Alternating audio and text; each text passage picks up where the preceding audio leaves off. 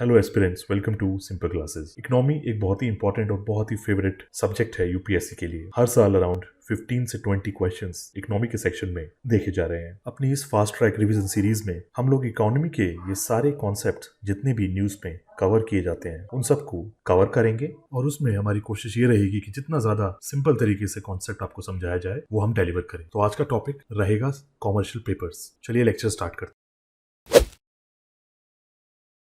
जो लोग ये नहीं जानते उनके लिए एक इंपॉर्टेंट फैक्ट, कॉमर्शियल पेपर्स जो आज का टॉपिक ऑफ डिस्कशन है, it's a money market instrument. ये एक मनी मार्केट इंस्ट्रूमेंट है। बहुत सारे स्टूडेंट्स को इकोनॉमी में प्रॉब्लम इसलिए आती है क्योंकि जितनी भी टर्मिनोलॉजीज यूज होती हैं इकोनॉमी के क्वेश्चंस में या इकोनॉमी की बुक्स में, उनसे रिलेटेड करस्पॉन्डिंग थॉट हम लोग डेवलप नहीं कर पाते। प्रैक्टिस के टाइम पे, हमारी वीडियो सीरीज के टाइम पे हमारी कोशिश यही रहेगी जितने भी हम ये इंपॉर्टेंट कॉन्सेप्ट्स या टर्म्स आपको पढ़ाएं उसके अकॉर्डिंगली आप किस तरीके से लिंकेजेस डेवलप करें। अब यहाँ पे क्योंकि कॉमर्शियल पेपर समझना है और कॉमर्शियल पेपर एक मनी मार्केट इंस्ट्रूमेंट है, तो अगर हमें मनी मार्केट और कैपिटल मार्केट की अंडरस्टैंडिंग है तो कॉमर्शियल पेपर को समझने में ज्यादा परेशानी नहीं आएगी। तो मनी मार्केट और कैपिटल मार्केट जैसी वर्ड सुनते ही सबसे पहले हमारे दिमाग में क्या वर्ड्स आने चाहिए, मैं आपको समझाता हूँ। मनी मार्केट से समझिए मोटा पैसा, जैसे यहाँ पे फोटो दी गई है आपके अंडरस्टैंडिंग के लिए। अब मनी मार्केट है, मनी यहाँ पे एक वर्ड है। जैसे ही आप मनी मार्केट सुने या देखें किसी क्वेश्चन में, तुरंत आपके दिमाग में लिंकिंग वर्ड आना चाहिए पैसा, मोटा पैसा। Capital market as a term सुनते ही आपके दिमाग में स्टॉक्स, शेयर्स, इस तरीके की चीजें दिमाग में आ जानी चाहिए कि हाँ ठीक है, ये सारे वर्ड्स इन पर्टिकुलर डोमेन से रिलेटेड है। तो मनी मार्केट मतलब मोटा पैसा, कैपिटल मार्केट मतलब स्टॉक्स, शेयर्स एटसेट्रा। क्योंकि आज हम commercial papers as a topic discuss करेंगे तो मनी मार्केट और कैपिटल मार्केट को डेप्थ में ना पढ़ के बेसिक्स टच अपॉन करेंगे and we will move on to commercial papers after this. Money market और कैपिटल मार्केट को ब्रॉडली किस तरीके से डिफरेंशिएट किया जा सकता है अगर टर्म देखा जाए। अब पैसा है, पैसा तो जितना ज्यादा जल्दी हो सके, आप किसी को अगर उधार देते हो, लोन देते हो, तो आपको लगता है जल्दी से जल्दी मेरा पैसा मेरे पास आ जाए, मतलब शॉर्ट स्पैन ऑफ टाइम। इसी तरह जो टर्म होता है मनी मार्केट का वो होता है शॉर्ट टर्म। अब मनी मार्केट और कैपिटल मार्केट आपस में डिफरेंशिएट करते हैं तो मनी मार्केट अगर शॉर्ट टर्म है तो capital market obviously long term का गेम है। मैच्योरिटी देखी जाए, अब क्योंकि शॉर्ट टर्म है मनी मार्केट और इस शॉर्ट टर्म की डेफिनेशन यानी मनी मार्केट में दिया हुआ पैसे की मैच्योरिटी कितनी होती है, लेस देन 1 ईयर, 1 साल से कम। 1 साल से कम मैच्योरिटी होनी चाहिए अगर डेट इंस्ट्रूमेंट की, तो वो मनी मार्केट के अंदर फॉल करता है, प्रोवाइडेड बाकी अदर कंडीशंस भी फुलफिल हो। अब क्योंकि लेस देन 1 ईयर इसमें है मनी मार्केट में, तो कैपिटल मार्केट की मैच्योरिटी होगी मोर देन 1 ईयर। ये क्योंकि लंबा गेम है। जनरली हम सुनते भी हैं जितना ज्यादा समय के लिए आप अपना पैसा इन्वेस्ट करेंगे स्टॉक्स में, उतना ज्यादा आपका बेनिफिट रहेगा। इसीलिए ये लॉन्ग टर्म गेम है, मोर देन 1 ईयर इसकी मैच्योरिटी रहती है। अब आता है उन बॉडीज को समझा जाए, जाना जाए जो उसको रेगुलेट करती है। अब मनी है, पैसा, हमें पता है जब भी पैसे की बात आती है इंडिया में उसे रेगुलेट करने वाली प्राइम अथॉरिटी है आरबीआई। कैपिटल मार्केट क्योंकि शेयर्स एंड स्टॉक्स से डील करता है ये मार्केट, इसको रेगुलेट करता है सेबी। एंटिटीज की बात की जाए, मतलब लेन देन किन दो एंटिटीज के बीच में या बॉडीज के बीच में होता है मनी मार्केट में और कैपिटल मार्केट। मनी मार्केट क्योंकि मोटा पैसा जैसा कि हम लोगों ने जाना था, उसी तरह एंटिटीज भी जो इस ट्रांजैक्शंस में इन्वॉल्व रहेंगी वो भी बड़ी एंटिटीज होंगी। अगर बैंक्स को पैसा लेना है, अगर बड़े कॉर्पोरेट हाउसेस को पैसा लेना है, कंपनीज को पैसा लेना है, इनफैक्ट अगर गवर्नमेंट ऑफ इंडिया को भी पैसा लेना है तो भी मनी मार्केट के अंडर, तो भी ये एंटिटीज मनी मार्केट के अंडर ही फॉल करेंगी। अब बात करते हैं कैपिटल मार्केट की। कैपिटल मार्केट में जो एंटिटीज होंगी वो कॉमनर होती हैं, आप और हम जैसे कॉमन आदमी, आम आदमी। आपने देखा भी होगा शेयर्स और स्टॉक्स में जो इन्वेस्ट करता है वो आप और हम जैसे आम आदमी ही मोस्टली होते हैं। Major point of difference money market और कैपिटल मार्केट में यही है, एक कॉमनर, एक आम आदमी मनी मार्केट में एग्जिस्ट नहीं करता, बहरहाल वो कैपिटल मार्केट में एग्जिस्ट करता है। इसके अलावा जितनी भी बड़ी एंटिटीज हैं जैसे कि बैंक्स, बड़ी कंपनीज एंड कॉर्पोरेट्स या गवर्नमेंट, ये सारी एंटिटीज मनी मार्केट के अंडर आती हैं। तो यहाँ पे हमने मेजर पॉइंट डिस्कस करे जो मनी मार्केट को और कैपिटल मार्केट को आपस में डिफरेंशिएट करते हैं।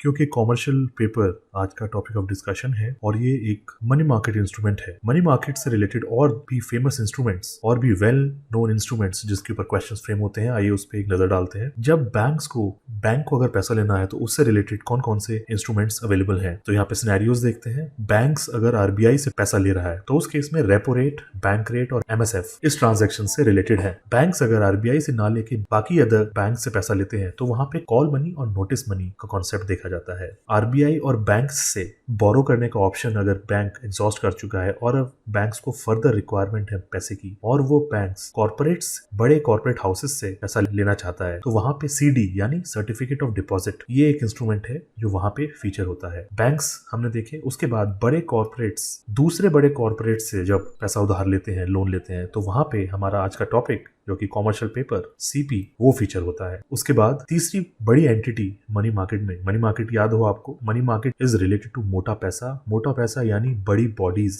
बड़ी एंटिटीज इसमें इन्वॉल्व रहेंगी। तो बड़ी एंटिटीज में बैंक्स, बड़े कॉर्पोरेट्स और गवर्नमेंट ऑफ इंडिया तीसरी बड़ी एंटिटी जो इसमें इन्वॉल्व रहती है। अगर गवर्नमेंट ऑफ इंडिया को लोन लेना है तो उसके अंदर जो इंस्ट्रूमेंट्स, फेमस इंस्ट्रूमेंट्स हैं, वो है T bill, treasury bills, WMA and CMB। CMB means cash management bill, WMA means ways and means advances. T bill I suppose हम लोग जानते हैं। WMA ways and means advances एक इंस्ट्रूमेंट है, मनी मार्केट इंस्ट्रूमेंट है, जिसको स्टेट गवर्नमेंट और central government use करती है आरबीआई से शॉर्ट टर्म बोरोइंग के लिए। कैश मैनेजमेंट बिल डिटेल में हम लोग आने वाली वीडियोस में कवर करेंगे। चलिए अब समझते हैं कॉमर्शियल पेपर एक्चुअल में क्या है। कॉमर्शियल पेपर एक डेट इंस्ट्रूमेंट है। अब डेट इंस्ट्रूमेंट का डेफिनेशन क्या है ये आप मुझे कमेंट सेक्शन में बताइए। नहीं समझ आता, I will explain it in the next video. Words by words हम लोग कॉमर्शियल पेपर की डेफिनेशन को समझेंगे। It is a short term unsecured promissory note. ये 3 टर्म्स इसकी डेफिनेशन में आ गए हैं। अभी 3 टर्म्स हमें समझने होंगे। It is a short term unsecured promissory note issued by, कौन इशू करता है इसको, आइदर प्राइमरी डीलर और फाइनेंशियल इंस्टीट्यूशंस। प्राइमरी डीलर भी हमको समझना है, फाइनेंशियल इंस्टीट्यूशंस क्या है वो भी हमको देखने हैं। And it is issued by these 2 entities for 90 to 364 days. अब जैसे कि हमने देखा था, क्योंकि ये एक मनी मार्केट इंस्ट्रूमेंट है, अब मनी मार्केट है मतलब इसका जो टेन्योर होगा वो शॉर्ट टर्म होगा, ठीक है। तो शॉर्ट टर्म हमने इसकी पहली कंडीशन यहाँ पे देख ली, शॉर्ट टर्म है और maturity will be less than 1 year. ये हमने प्राइमरी कंडीशन देखी थी मनी मार्केट की, और यही चीज इसको डिफरेंशिएट करती है कैपिटल मार्केट से। शॉर्ट टर्म है, इसका मैच्योरिटी लेस देन 1 ईयर है, और मैच्योरिटी का टेन्योर कॉमर्शियल पेपर का यहाँ पे डिफाइंड है 90 to 364 डेज। इशू करता है इसको प्राइमरी डीलर्स और फाइनेंशियल इंस्टीट्यूशंस। प्राइमरी डीलर क्या होता है एक नजर डालते हैं। जब भी आपको इस तरीके का डाउट हो, आप तुरंत उस पर्टिकुलर कीवर्ड को गूगल करिए। गूगल करके जो शुरू के 2-3 सर्च रिजल्ट्स होते हैं उसको पढ़ के ही आपको काफी हद तक कंसेप्ट क्लैरिटी आ जाएगी। ये मैंने यहाँ पे प्राइमरी डीलर्स सर्च किया था। What is a primary dealer? A primary dealer is a bank. Linkage क्या है यहाँ पे प्राइमरी डीलर का? ये एक बैंक होता है that has been approved to trade securities with the national government. वो बैंक जो सरकार के साथ सिक्योरिटीज का ट्रेड कर सके, वो प्राइमरी डीलर जो कि एक बैंक है, और उस बैंक के पास एक स्पेशल अप्रूवल है जिसके तहत वो सिक्योरिटीज को ट्रेड कर सकता है नेशनल गवर्नमेंट के साथ। यहाँ पे प्राइमरी डीलर का concept clear. Primary dealer word आती है आपके दिमाग में आना चाहिए एक bank. Commercial paper short term होता है, ये हम देख लिया। सिक्योर्ड क्या होता है? सिक्योर्ड लोन हमने सुना होगा। सिक्योर्ड लोन मतलब जिसके लोन अगर हमने लिया उसके बदले में हमने कुछ कोलैटरल दिया, कुछ गिरवी रखा, अपने प्रॉपर्टी, जायदाद के, घर के पेपर्स गिरवी रखे। ये अनसिक्योर्ड है, मतलब इसके अगेंस्ट में आपको कुछ गिरवी नहीं रखना पड़ता। तीसरा पॉइंट, ये एक प्रोमिसनरी नोट है, मतलब ए और बी के बीच में एक ट्रांजेक्शन होती है। अगर ए सेलर है, बी बायर है, बी को ए से कुछ प्रोडक्ट चाहिए और बी ने ए को बोला कि मेरे पास अभी पैसे नहीं है, आप मुझे प्रोडक्ट दे दीजिए और मैं आपको एक नोट देता हूं कि इस डेट से 3 महीने के बाद मैं आपको आपका पूरा पैसा वापस कर दूंगा। ये इस प्रोमिसरी नोट पे बी लिख के ए को दे देगा। बी ने एक तरीके से प्रॉमिस किया कि ए का जो बकाया है वो 3 महीने के बाद दे देगा। जो भी पैसे की लेन देन से रिलेटेड टर्म्स एंड कंडीशंस होती हैं वो नोट पे क्लियरली मेंशन की जाती हैं। तो यहाँ पे एक बार रिवीजन करते हैं। कॉमर्शियल पेपर क्या है? कॉमर्शियल पेपर एक डेट इंस्ट्रूमेंट है जो आप लोग मुझे कमेंट सेक्शन में बताएंगे। ये एक मनी मार्केट इंस्ट्रूमेंट है, शॉर्ट टर्म है। शॉर्ट टर्म मतलब उसकी मैच्योरिटी 1 साल से कम रहेगी, 90 से 364 दिन है। प्रॉमिसरी नोट है, प्राइमरी डीलर्स और फाइनेंशियल इंस्टीट्यूशंस इसको इशू करते हैं। Let's move on to the next slide. आइए एक एग्जांपल के तहत ही समझते हैं कॉमर्शियल पेपर किस तरीके से इशू होता है। कॉमर्शियल पेपर इशू कौन करता है? लास्ट स्लाइड में हमने देखा था, या तो प्राइमरी डीलर्स या फाइनेंशियल इंस्टीट्यूशंस,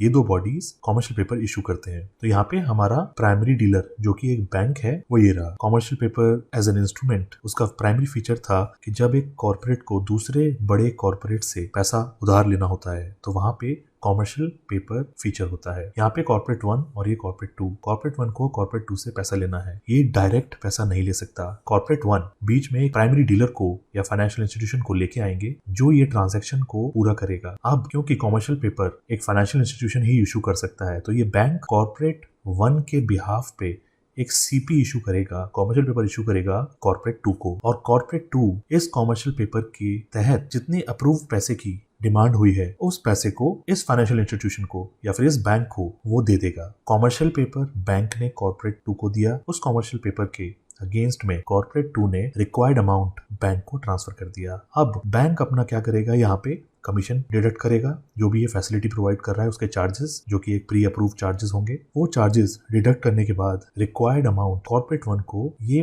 बैंक ट्रांसफर कर देगा और यहाँ पे commercial paper as a financial instrument अपना काम पूरा कर देगा। आई थिंक कॉमर्शियल पेपर किस तरीके से काम करता है, किस तरीके से कॉमर्शियल पेपर के तहत पैसा लिया जाता है, ये एक छोटे से एग्जाम्पल से क्लियर होगा। एज फार एज यूपीएससी और other exam is concern, I think इतनी इन्फॉर्मेशन आपके लिए सफिशिएंट होगी इस इंस्ट्रूमेंट को लेके। यहाँ पे कॉमर्शियल पेपर की एक बेसिक अंडरस्टैंडिंग हमने कवर करी, जो नॉलेज हमने एक्वायर करी है उसके बेसिस पे एक एमसीक्यू सॉल्व करने की कोशिश करते हैं। ये एमसीक्यू यूपीएससी 2020 प्रीलिम्स में ऑलरेडी आपसे पूछा जा चुका है। कुछ स्टेटमेंट्स हैं यहाँ पे इंडियन इकोनॉमी से रिलेटेड। पहला statement, commercial paper is a short term unsecured promissory. देखते हैं इसको, होल्ड पे डालते हैं। Certificate of deposit is a long term of instrument issued by RBI to a corporation. Call money is a short-term finance used for interbank transactions.